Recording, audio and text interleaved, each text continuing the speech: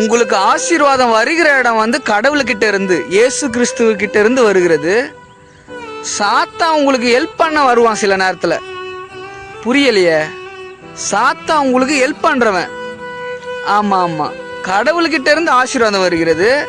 நீங்கள் கஷ்டப்படுறீங்க அப்படின்னு சொல்லி ஹெல்ப் பண்ணுறவனாக தான் அவன் இருக்கிறான்.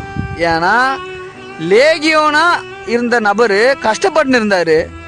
ஏசப்பா பார்த்த உடனே அவர் ஒடியாராரு.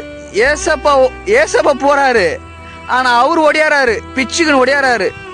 அவர் வந்து ரொம்ப நாளாக இருக்கிறாப்புல, ஜபம் பண்ணுறேன் நானே, நீங்கள் கேட்பீங்க, நானே ஓடிடுறேன்றாப்புல. அதனால் நீங்கள் ஏன் உல்ட்டாவா புரிஞ்சுக்கிறீங்கன்னு தெரியலீங்களே.